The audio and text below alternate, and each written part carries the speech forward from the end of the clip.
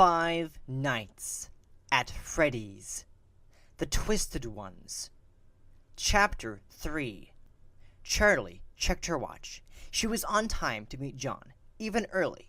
She passed under a streetlight and looked down at herself, checking her clothes. Oh no. The knees of her jeans were wet with mud, and there was a dark stain where she had wiped her fingers clean of the dead man's blood. I can't show up covered in blood. He's seen me like this too many times already. She sighed and turned around. Thankfully, Jessica was gone when she got back to the room. Charlie didn't want to talk about what had just happened. Clay hadn't explicitly told her to keep it a secret, but she was fairly sure she shouldn't broadcast her private visit to a crime scene. Charlie cast a glance at the faces under their pillowcase cover, but didn't go to them. She wanted to show her project to John, but, like Jessica, he might not understand.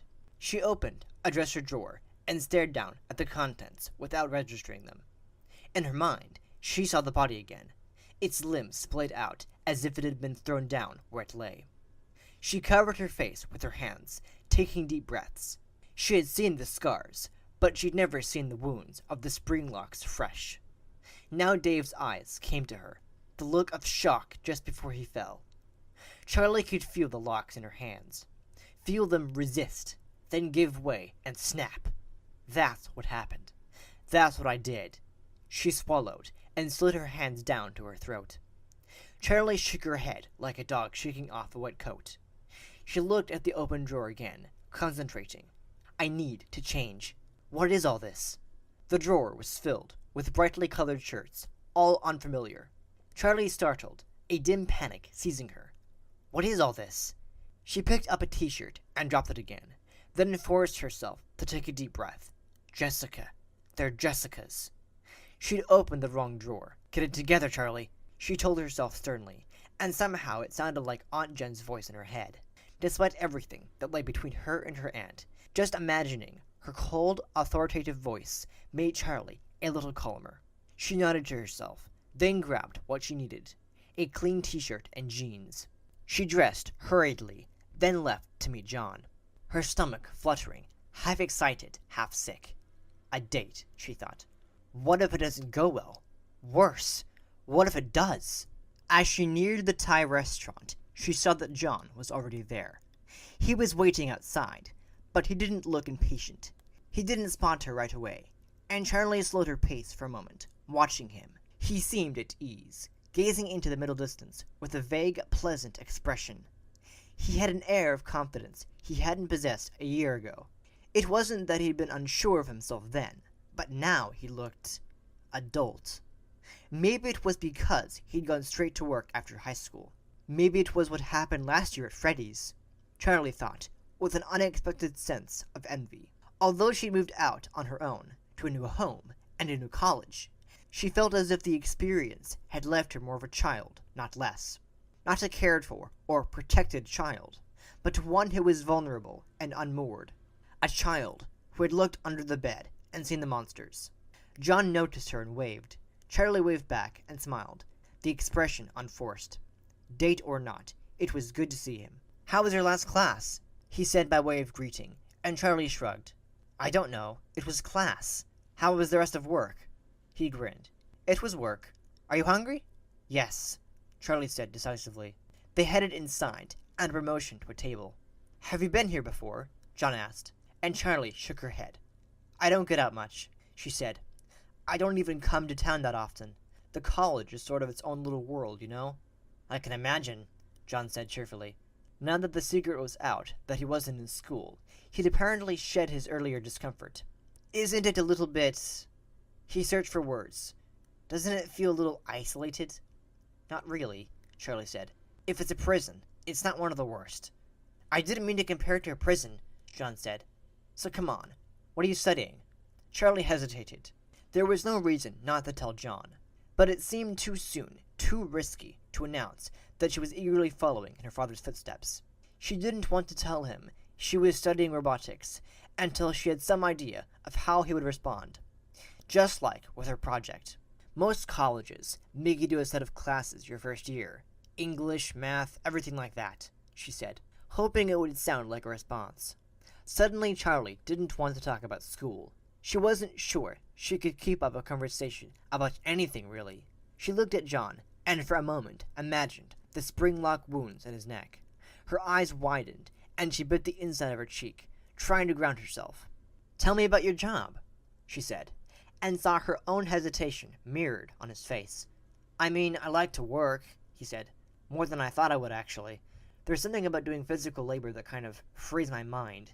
It's like meditation. It's hard, though, really hard.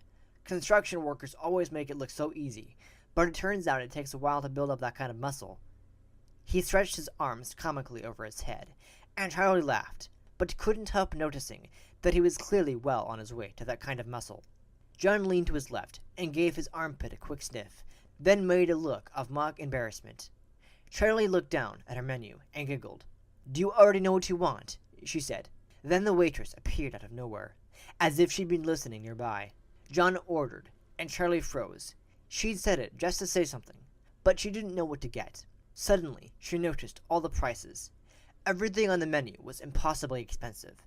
She hadn't even thought about money once she accepted John's invitation. But now her mind jumped to her wallet and her nearly empty bank account.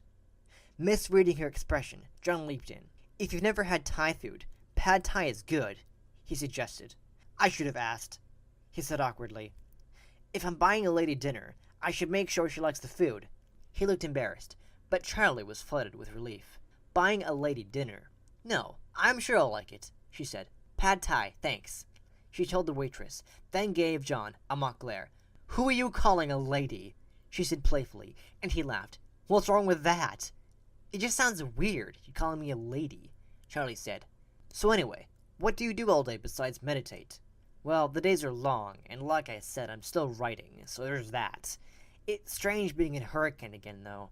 I didn't mean to put down roots." "Put down roots?" "Like join a bowling team or something. Ties to the community, things like that." Charlie nodded. She, of all people, understood the need to remain apart. "Why did you take a job here, then?" she asked. "I know they needed people because of the storm, but you didn't have to come, right? People are still building things in other places." "That's true," he admitted. "To be honest, it was more about getting away from where I was." "Sounds familiar," Charlie muttered, too softly for him to hear. The waitress returned with their food. Charlie took a quick bite of rice noodles and immediately burned her mouth. She grabbed her water glass and drank. "Yikes, that's hot," she said. "So what were you getting away from?" She asked the question casually, as if the answer would be simple. "Do you have nightmares too?" She held back the words, waiting for him to speak. John hesitated. Girl, actually," he said. He paused, searching for a reaction. Charlie stopped chewing. That wasn't at all the answer she'd been expecting. She swallowed, nodding, with self-conscious enthusiasm. After an excruciating silence, John went on. "We started dating the summer after Freddy's. I told her I wasn't looking for anything serious. She said she wasn't either. Then suddenly it was 6 months later and we were serious. I had just started working. I'd moved out on my own and had this grown-up relationship. It was a shock, but a good one, I guess." He stopped, not sure whether he should continue. Charlie wasn't sure she wanted to give him permission. "So tell me about her," she said calmly, avoiding eye contact. I'm not dating her, but it's not like she's dead. Her name is Rebecca. She's pretty, I guess. Smart. She's a year older than me. A college student studying English. Has a dog. So yeah, she was alright." "What happened?" "I don't know," he said. "Really?" Charlie said dryly, and he smiled. "No. I felt on guard around her. Like there were things I couldn't tell her. Things she just never understand. It wasn't because of her. She was great. But she knew I was holding something back. She just didn't know what it was." "I wonder what it could have been," Charlie asked quietly. The question was rhetorical. They both knew the answer. John smiled. "Well, anyway, she broke up with me, and I was devastated. Blah, blah, blah. Actually, I don't think I was that devastated." John looked down, focusing on his food, but not touching it. "Have you ever tried to tell anyone about Freddy's?" John glanced back up and pointed his fork at Charlie. She shook her head. "It wasn't just what happened," he went on. "I can't imagine telling that story and having her believe me. But it wasn't only that. I wanted her to know the facts of it, but more. I wanted to tell her what it did to me, how it changed me. It changed all of us, Charlie said. Yeah, and not just last year, from the beginning. I didn't realize it until after we'd all gone back. How much that place had just followed me. He glanced at Charlie. Sorry, it must be even weirder for you. Charlie shrugged uncomfortably. Maybe. I think it's just different. Her hand was resting on the table beside her water glass, and now John reached out to touch it. She stiffened, and he drew back. Sorry, he said. I'm sorry. It's not you, Charlie said quickly, his dead face, the dead skin of his throat. She had barely noticed it at the time, overwhelmed by the whole experience. But now the feeling of the dead man's neck came back to her. It was as if she were touching him right now. She could feel his skin, slack and cold, and slick with blood. She could feel the blood on her fingers. She rubbed her hands together. They were clean. She knew they were clean. But still, she could feel the blood. You're being dramatic. I'll be right back, she said, and got up before John could respond. She made her way around the tables to the bathrooms at the back of the restaurant. It was a 3-stall bathroom. Thankfully, it was empty. Charlie went straight to the sink and turned the hot water on full blast. She pumped soap onto her hands and scrubbed them for a long time. She closed her eyes and focused on the feeling of hot water and soap, and slowly the memory of blood faded. As she dried her hands, she looked at herself in the mirror. Her reflection looked wrong, somehow off, as if it wasn't herself she saw, but a copy. Someone else dressed as her. Get it together, Charlie, she thought, trying to hear the words in Aunt Jen's voice, as she had before. She closed her eyes. Get it together. When she opened them again, she was back in the mirror. Her reflection was her own. Charlie smoothed her hair and went back out to the table, where John was waiting for her with a concerned expression. Is everything okay? He asked nervously. Did I do something? Charlie shook her head. No, of course not. It's been a long day, that's all. There's an understatement. She glanced at her watch. Do we still have time for a movie? She asked. It's almost 8:30. Yeah, we should go, John said. Are you done? Yeah, it was really good, thank you. She smiled at him. The lady liked it. John smiled back, visibly relaxing. He went to the counter to pay, and Charlie went outside, waiting for him on the sidewalk. Dark had fallen, and there was a chill in the air. Charlie wished briefly that she'd thought to bring a sweatshirt. John joined her after a moment. Ready? Yeah, Charlie said. Where is it? He looked at her for a moment and shook his head. The movie was your idea, remember? He laughed. Like I said, I don't get out much. Charlie looked down at her feet. The theater's only a few blocks away. They walked in silence for a while. I found out what happened to Freddy's, she said without thinking. And John looked at her, surprised. Really? What happened? They were tearing it down. Then the storm came and everyone got called away. Now it's just standing there, half collapsed. All the stuff is gone, though, she added, seeing the question in John's eyes. I don't know what they did with them. It was a lie. Charlie couldn't tell him what had really happened without telling him how she knew. All those questions led back to the same place. The dead man in the field. Who were you? What about your father's house? John asked. Did you ask your Aunt Jen about it? What's she going to do with it? I don't know, Charlie said. I haven't talked to her since August. She fell silent, not looking at John, as they walked. They reached their destination, a shabby, one-screen movie theater named the Grand Palace. Its name was either ironic or wishful thinking. Emblazoned on the marquee was their current showing, Zombies vs. Zombies. I think it's about zombies, John joked, as they went inside. The movie had already started. Someone on screen was screaming, as what were apparently zombies came at her from all sides. She was surrounded. The creatures crashed like wild dogs, ready to spring and devour her. They moved to attack, and a man grabbed her arm, pulling her to safety. Charlie! John touched her arm, whispering, Over there! He gestured to the back row. The place was half full, but the back row was empty, and they made their way furtively to the middle. They sat, and Charlie turned her attention to the screen. Thank goodness, she thought. Maybe we can finally relax. She settled back in her seat, letting the images on the screen blur past her. Shrieks, gunfire, and thrumming music filled the silence between them. From the corner of her eye, she saw John glance at her nervously. Charlie focused her attention on the movie. The main characters, a man and a woman, with the generic, angular good looks of the big screen, were shooting automatic weapons into a crowd of zombies. As the first ranks were stopped. Though severed in half by the guns, they still twitched on the ground. The ones behind climbed over their fallen cohorts. The camera switched back to the man and woman, who jumped a fence and took off running. Behind them, the zombies kept coming, struggling forward. Oblivious to the undead bodies they waded through. The music was urgent, the bass line pounding like an artificial heartbeat, and Charlie relaxed against the seat, letting herself be absorbed into it all. What was he doing there? The image of the dead man returned to her. Something about the wounds bothered her, but she hadn't been able to put her finger on it. I recognized those wounds. They all matched what I remembered, but something was different. What was it? She sensed movement next to her, and saw John trying to stretch an arm toward her. Really? She thought. Do you have enough room? She asked him, and scooted away without waiting for a response. He looked embarrassed, but she glanced away, planting her elbow on the other armrest, and staring fixedly at the screen. Enough room, that's it. She closed her eyes, concentrating on the image in her head. The wounds were slightly larger and more spaced out. The suit he was wearing was bigger than the suits from Freddy's. The man was probably 5'10" or 5'11", which means the suits must have been at least 7 feet tall.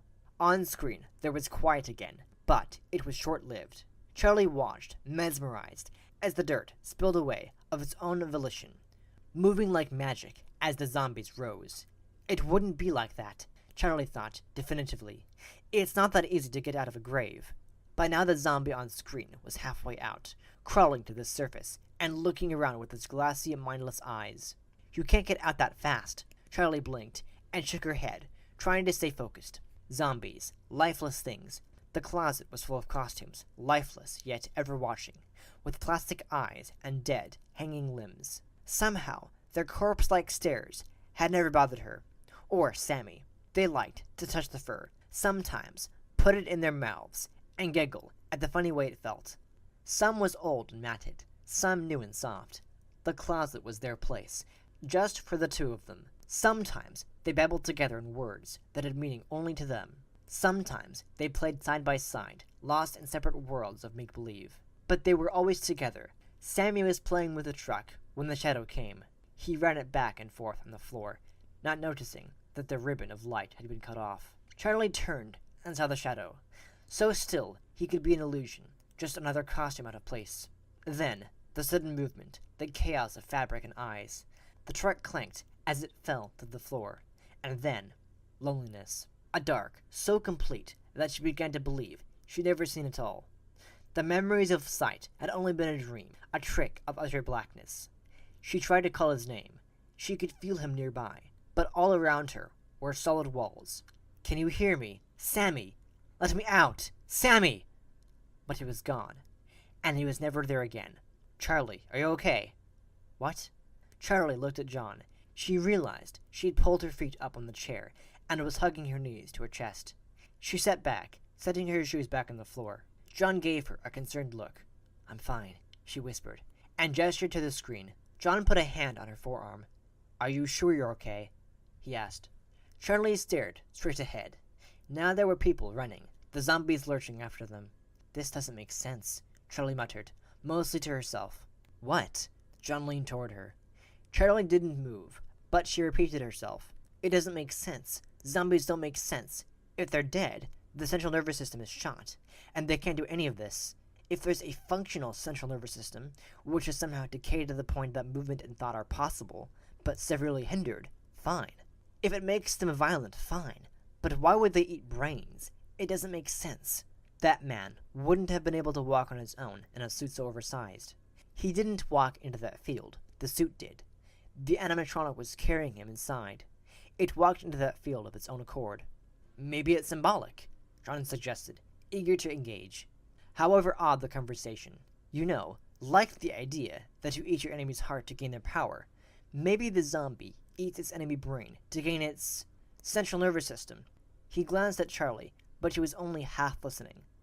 "Okay," she said. She'd been irritated by the movie. Now she was irritated by the conversation she herself had introduced.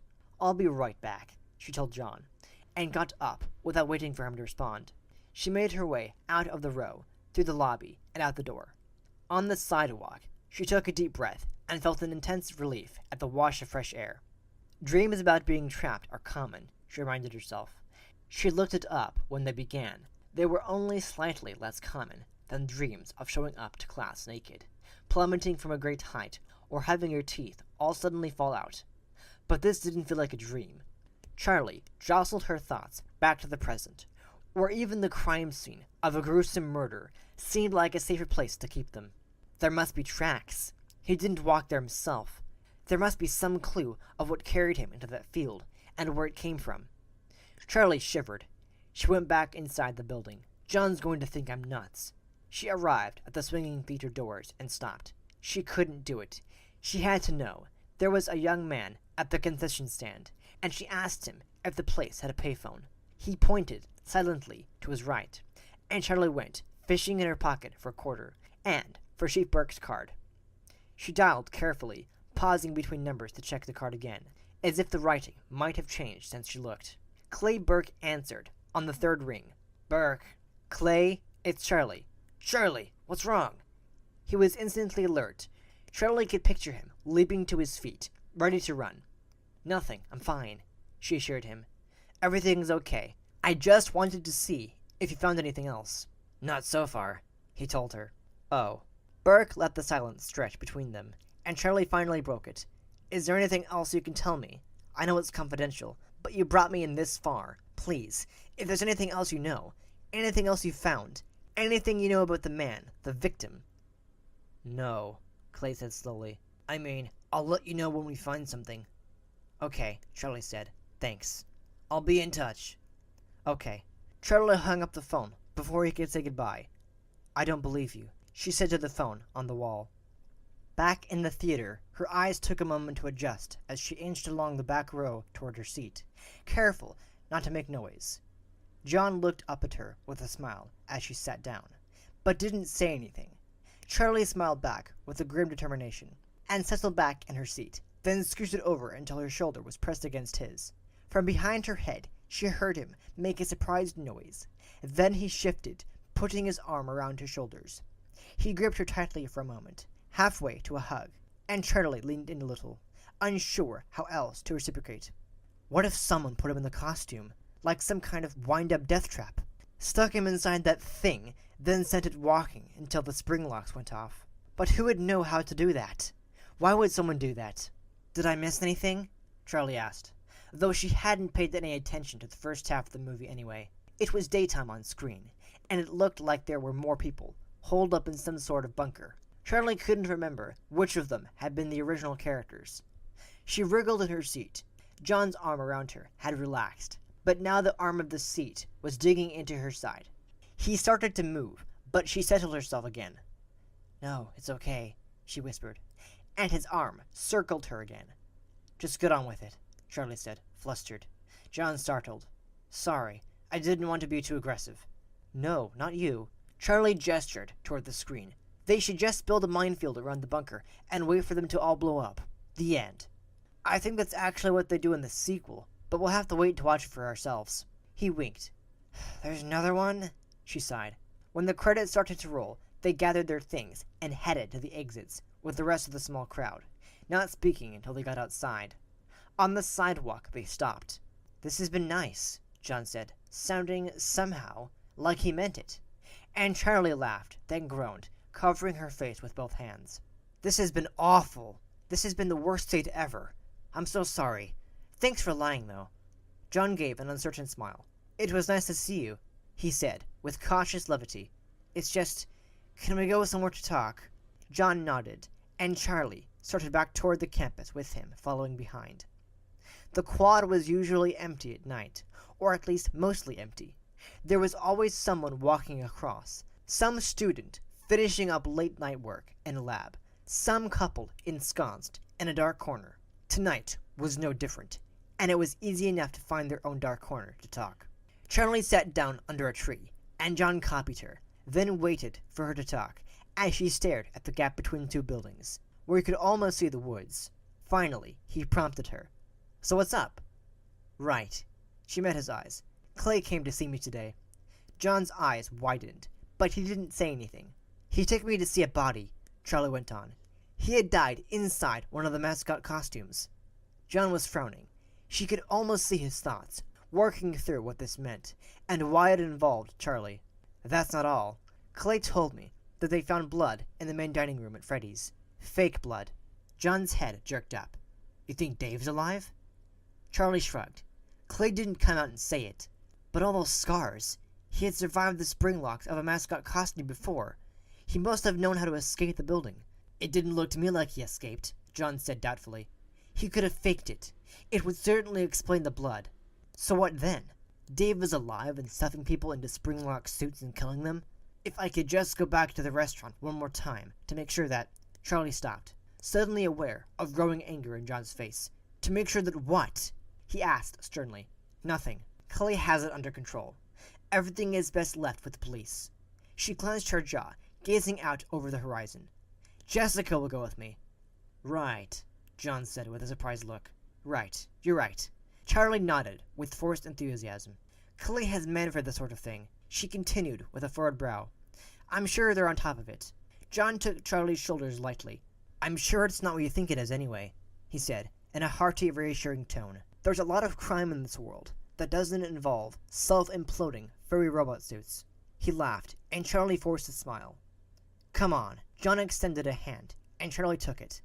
I'll walk you to your dorm. I appreciate the gesture, she said. But Jessica's there, and we'd have to go through the whole reunion, you know? John laughed.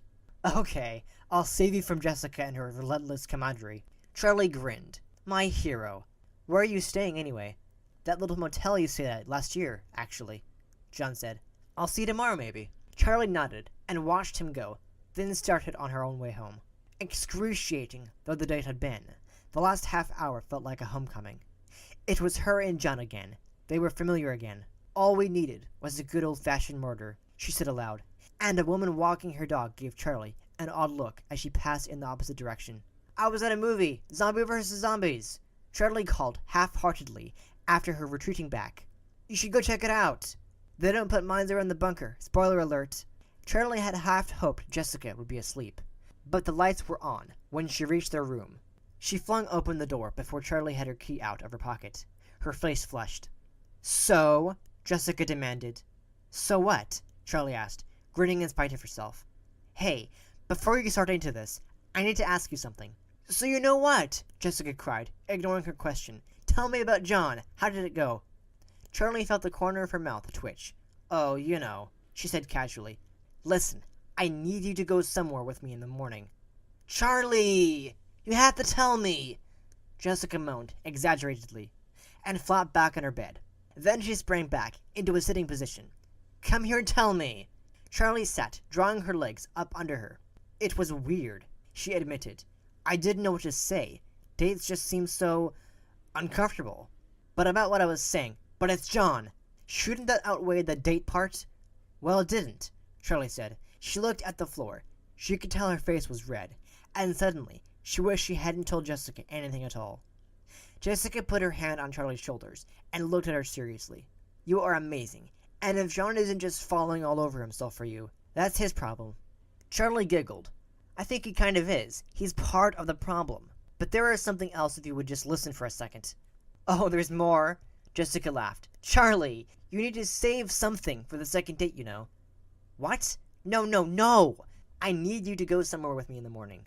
Charlie, I have a lot going on right now. I have exams coming up and I need you. Charlie clenched her jaw for a moment. I need you to help me pick out new clothes for our next date, she said carefully, then waited to see if Jessica would believe a word of it. Charlie, are you kidding me? We'll go first thing in the morning. She jumped up and gave Charlie a giant hug. We'll have a girls' day out. It will be amazing. Jessica flopped back to her bed. Sleep for now, though. It won't bother you if I work on my project for a while, will it? Not at all. Jessica waved limply, then went still. Charlie turned to her work lamp, a single bright beam that was focused enough to not illuminate the whole room. She uncovered the faces. They were at rest, their features smooth, as if in sleep. But she didn't turn them on yet. The switches that made them move and talk were only one part of the whole. There was another component. The part that made them listen was always on. Everything that she and Jessica said, every word spoken in the room, outside the window, or even in the hall, they heard. Each new word went into their databases, not only as a single word, but in all its configurations as they emerged. Each new piece of information was stuck to the piece of information most like it. Everything new was built on something old. They were always learning. Charlie turned on the component that allowed them to speak. Their features rippled softly, as if they were stretching themselves. "I know," said the first, more quickly than usual. "So what?" said the second. "No what?" "You know so what." "No what?" "Now what?" "What now?" "Know how." "Why now?" Charlie switched them off, staring as the fan slowed to a stop. That didn't make sense. She looked at her watch. It was about 3 hours too late for bed. She changed quickly and climbed under the sheets, leaving the faces uncovered. There was something unnerving about their exchange. It was faster than it had ever been, and it was nonsensical. But there was something about it that rang familiar. It struck her. "Were you playing a game?" she asked. They couldn't answer, and just stared blankly into each other's eyes. And that is the end of Chapter 3. Thank you for listening to this chapter of Five Nights at Freddy's, The Twisted Ones. I really hope you enjoyed listening to it. If you did enjoy it, make sure you hit that like button. I really do appreciate it. And if you're new to this channel, please subscribe to get the next chapter of this novel. Also, make sure you click that bell so you'll be notified whenever I upload a new video. And I'll be back next week with the next chapter. Alright? See ya.